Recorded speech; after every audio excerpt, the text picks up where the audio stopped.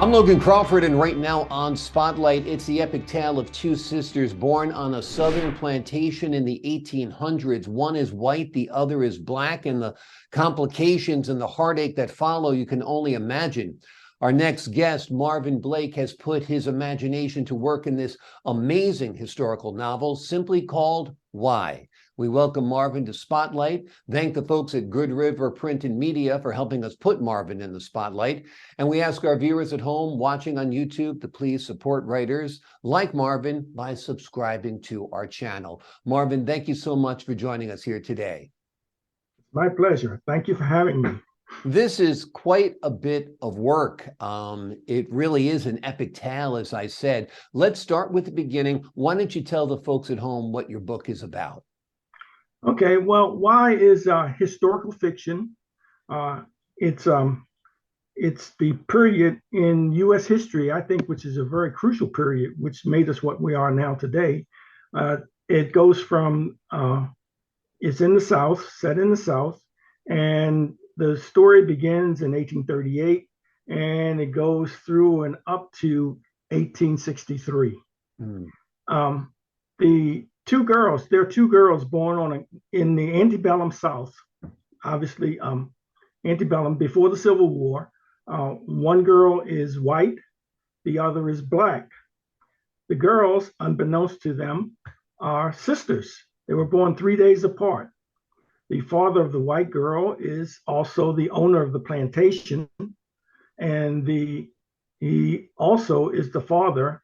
Well, he doesn't like to use the term father. In the novel, he calls himself, when he admits it, I'm a sire, not a father, not her father. But the father of the black girl is the progeny of his what his wife called his dalliances with one of his black slaves. Okay, well, the two girls are born 3 days apart. And the mother, the mistress of the plantation, because the young girl has no other playmates, makes an edict that the two girls are going to be constant companions. So they grow up together, and they are very, unbeknownst to them, they're sisters at this point in the novel. But what they do now is, as they're growing up, they grow together, and they form a very strong bond. The white girl, Rebecca, let me give my main characters some names. The white girl, Rebecca, and the black slave girl is Mandy. The white girl, Rebecca, as they're growing up, they do as many kids do. They play school. The white girl, Rebecca, is homeschooled by her mother, taught her ABCs. Her mother, by the way, for that time, for being a female in the South, in that society, was very, very well educated. I won't say highly educated, but well educated. And she taught Mandy, she taught her daughter, Rebecca, her ABCs and the fundamentals for, I guess, what you would call, from our standards today, an elementary school education. Okay. And Mandy, in turn, as they're growing up, taught, as the kids were playing together, they played school, as many kids do. And at that time, before the Civil War, actually before 1865, the close of the Civil War, it was against the law to teach a slave to read and write, literacy, or that was a felony. Okay, it wasn't a slap on the wrist; it was a major law. And so the girls grow up, and Mandy is very bright, as is her sister, and Mandy finds herself in a dual situation. She's living two lives. She lives with her mother as a black slave, and she lives, well, she doesn't live, but she spends most of her time with her sister in the big house, and she becomes literate. Now, she tries to keep her literacy away from her mother and any of the slaves, and especially from the master and her brother and Rebecca's brother. And so Mandy becomes, because of her intellect, becomes literate. And Mandy finds herself in the position of being bilingual. Bilingual in the sense that she speaks the slaves' dialect when she's with the slaves, and she speaks proper, grammatically correct English with a nice vocabulary when she's with Rebecca, and Rebecca only, never with any other white person, because there are repercussions. Okay. So it's a lengthy story, as you know, as you stated, and it's really examining the time that the two girls grew up and what they envisioned in the slave-holding South on the plantation, and what they experienced by looking at the white aristocracy, the slave owners. The girls, I'm going to jump ahead. There's a lot in that section, but I want to, because it's a 668 pages, is a lot of novel. Right. So the father, who really never ever acknowledges up to a point his paternity as far as Mandy is concerned. As the girls grow, they're like, well, some of the slaves on the plantation said those two are like two peas in a pod. When you see one, you see the other. They were very, very, very tight. The mother of Rebecca knew that she had come to the end of her knowledge in terms of teaching her daughter. So she convinced her husband to hire a tutor, a female graduate from Oberlin College, which is in Ohio.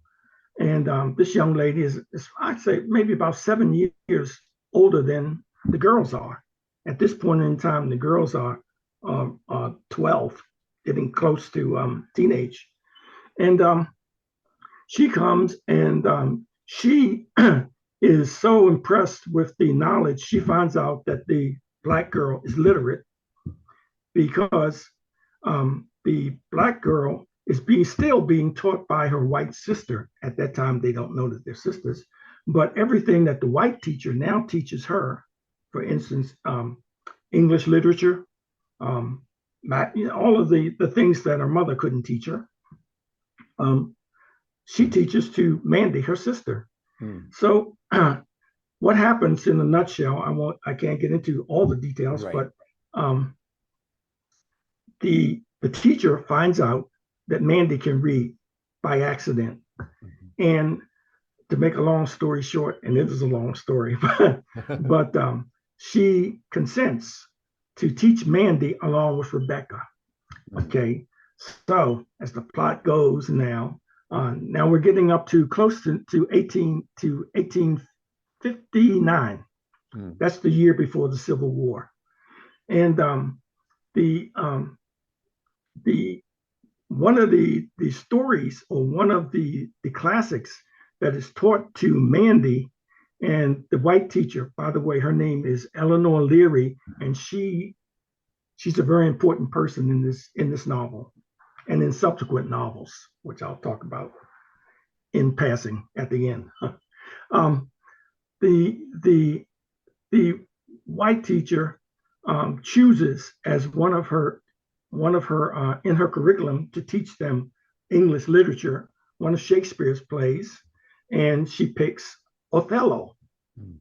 Okay, and she picked Othello because she wanted to show Mandy, who had this very low self-esteem. She really had, she was lost in terms of her culture, of who she was and what she was. And she wanted to show Mandy that there were Black people at that time who were quite accomplished. And so she picked Othello as one of the plays that she would teach the two girls, and also the brother. Well, quickly now, I'm going to really jump here. the father finds out that Mandy can read and write. Not that she's been teaching Othello, but that Mandy can read and write. And that's against the law. And he is a diehard believer in the Southern way of life, in slavery. Okay. And the Confederacy. Well, we're not at the Confederacy yet because the war hasn't started. But he finds out that that Eleanor Leary, the teacher, has taught one of his slaves. That's how he sees it. One of his slaves, not his daughter, one of his slaves, to read and write. And he threatens to sell. Well, he doesn't threaten. He promises that he's going to sell Mandy, her mother, and her brother. And also he fires the teacher. Okay. And I don't want to give away too much of the plot, but he, as the Civil War, when 1860, I'm sorry, I apologize. 1860, when Abraham Lincoln is elected the 16th president of the United States, a large part of the country, almost half of the country, didn't like the election, of course. Okay. That kind of rings a bell. History repeating itself. But I see a lot of parallels between. I digress. I don't want to get political. I'm going to stay with the book. Okay. Yeah. He invests once the Civil War starts. He fires the teacher. The teacher leaves the plantation. And once the Civil War starts, he divests. He's a very wealthy man. He owns more than 100 slaves. The average price of a slave during this period of time, before 1865, was around $800 per person. Okay, that's a lot of change when you know. Back then.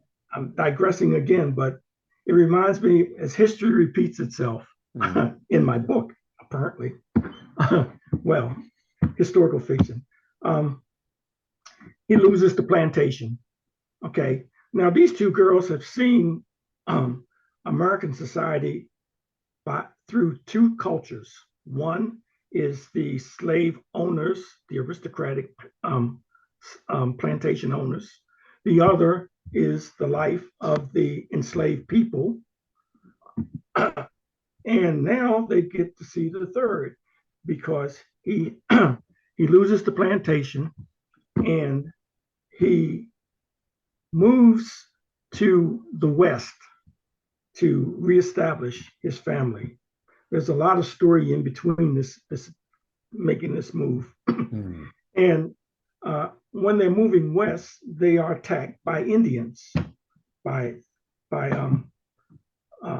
Tonkawa Indians. And the two girls are taken captive of the Comanches.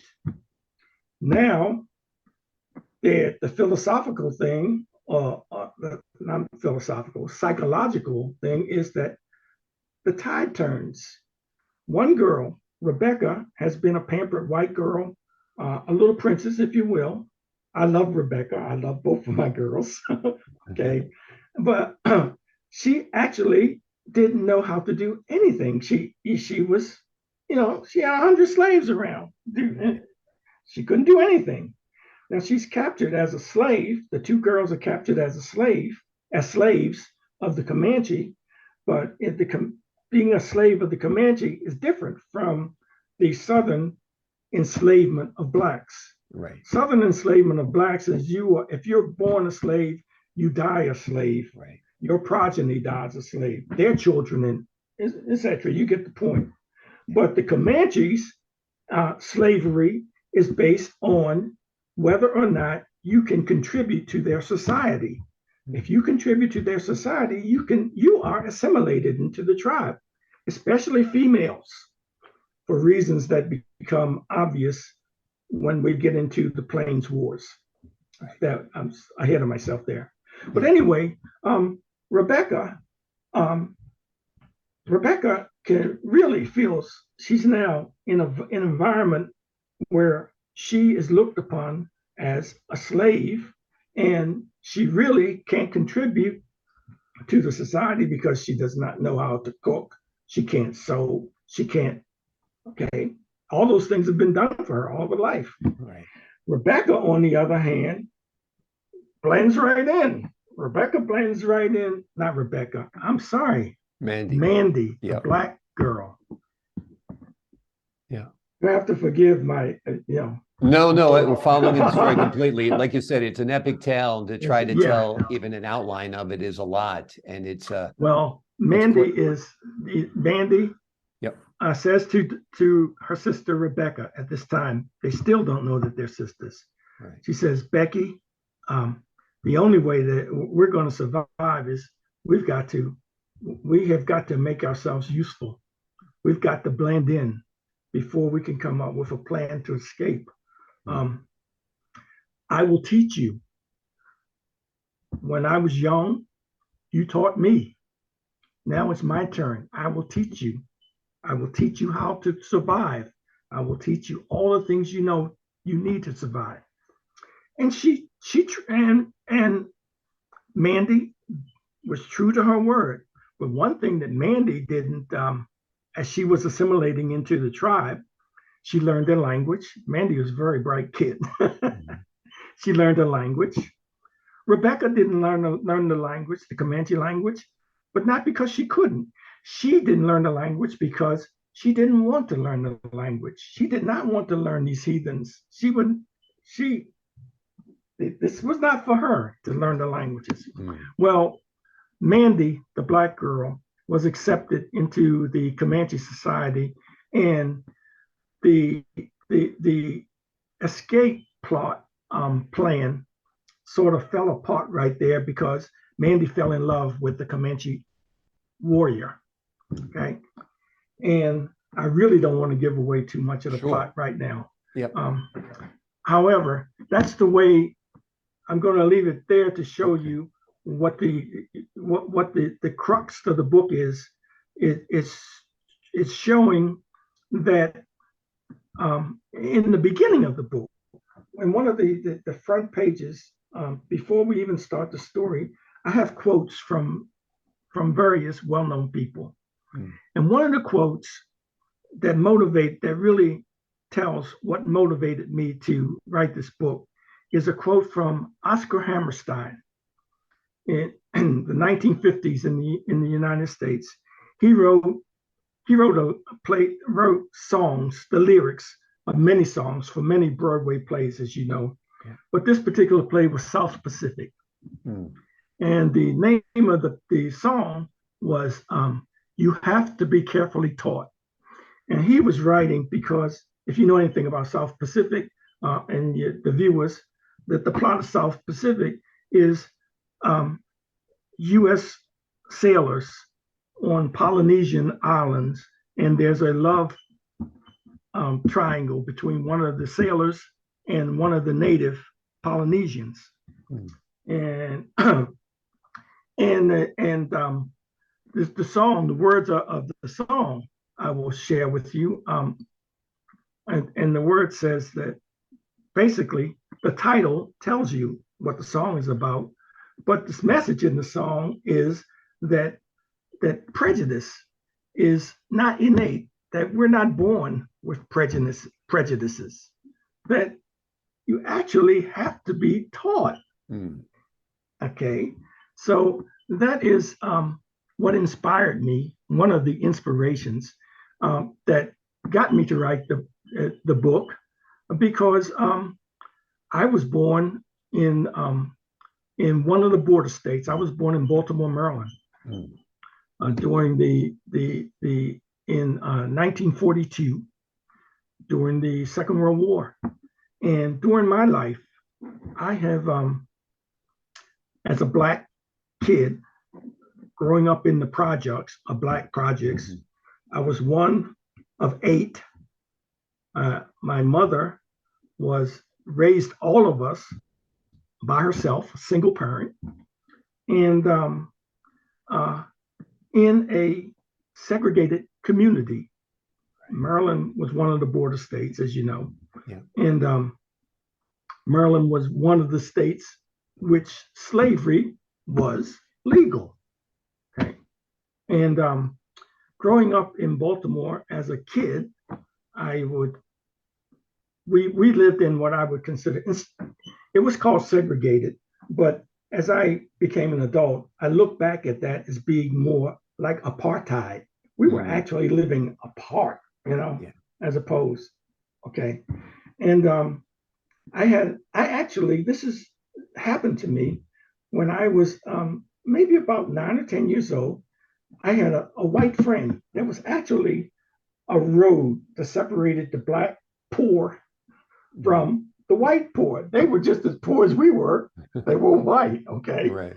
And we sort of the two groups, and we definitely were apart. But we had one common thing in common. It was a swimming hole, okay, that we went to. But it was unwritten law that if the blacks were there, the whites weren't there. And if the whites were there, the blacks weren't there. But anyway, I made a friend, and we were friends. And we also, as a kid now, maybe about 10 years old, we used to sell newspapers. And as a part of selling newspapers, they would let you on the transit buses for free. So there's a place in Baltimore called Dundalk, and my friend Henry and I, we were selling papers on the bus, and then after you sell the papers, you get to sit down. We got off the bus, and Henry saw some of his friends from his place was called O'Donnell Heights, and where I lived was called Hollyberg. Okay, but he saw some of his friends, his white friends, and they looked at him and they said, "Henry, what are you doing? What are you doing with that expletive?" I'm not going to go to let's just say the N word. Right. What are you doing with that N word? Okay. And Henry, we were friends. Henry looks at me. They look at his friend, Henry? And Henry says, "I don't know that N word." I don't know him. I said, "Wow, okay." That was that's one instance. Yeah. Then when in 1957, I graduated from junior high school, and my mother insisted that instead of going, I was number 8 in the group of 8. Okay. The 8 kids that she was raising in Hollyberg. I had 2 sisters that later joined us, but at that point I was number 8.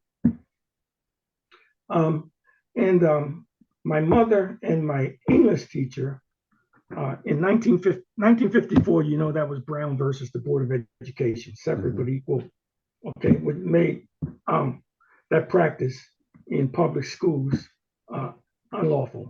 So public schools are being integrated. And my brothers and sisters who preceded me all went to segregated black schools: Paul Laurence Dunbar High, Frederick Douglass High, George Washington Carver High. These are all names of colored, you see my air quotes, colored people who achieved some modicum of success in life. And I'm downplaying what they did because they were all very great contributors to our society. Okay, but anyway, the schools were segregated, all black.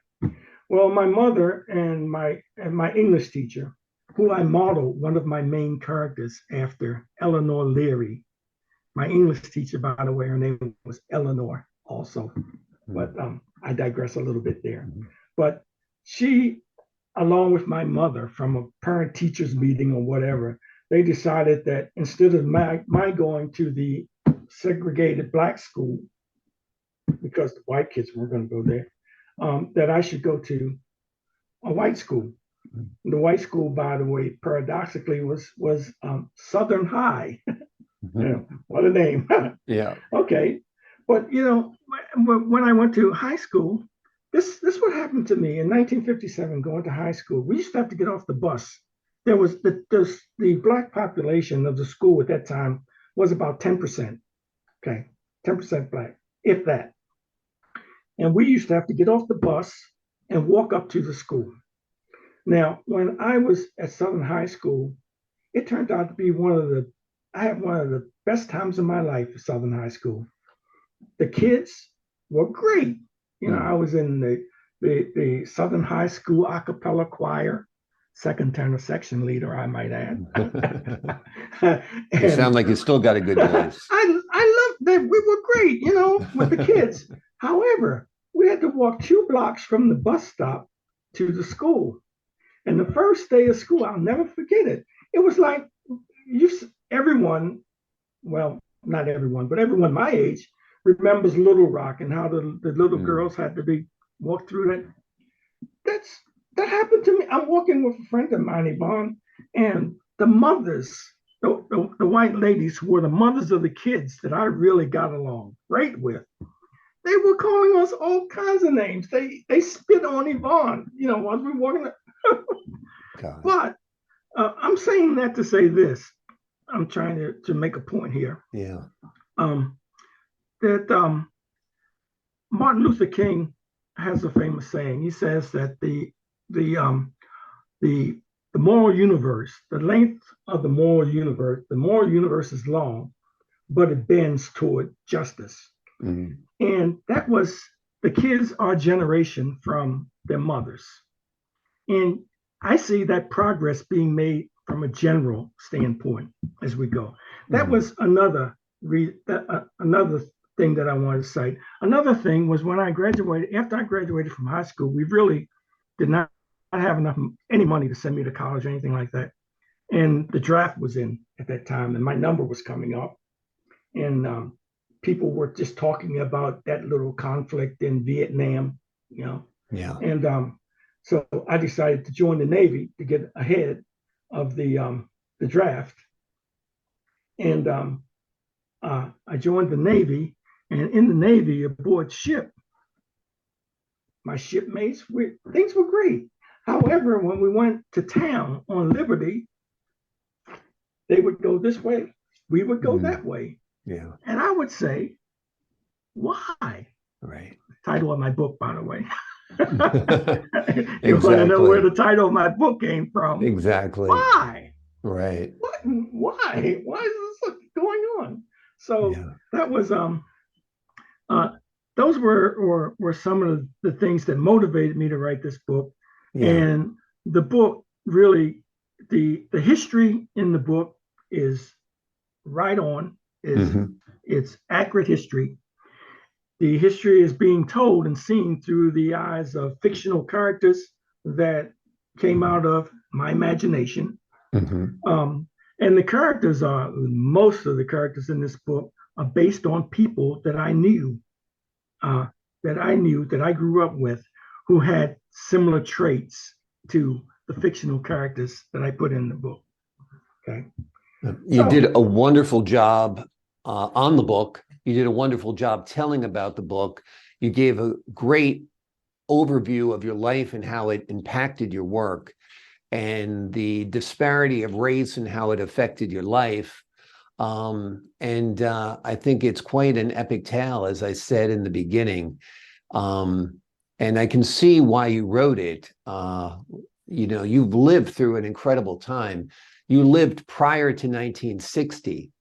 You know, a lot changed in 1960 when John F. Kennedy was president. The Civil Rights Act was passed and so forth. Things got much, much better for African Americans in this country, which weren't even called African Americans in 1960. Now I've been called. There's a famous black actor who said he doesn't mind being called colored because he used to be called a whole lot worse, you know, so. Well, just to show you my lifespan, these are the things that I remember. Okay. Yeah. I'll just give the generally accepted words, not any of the expletives. Yeah. Okay. First would be colored. Right. This is from my life. Okay. The next was, the first would be Negro. Right. First would be Negro.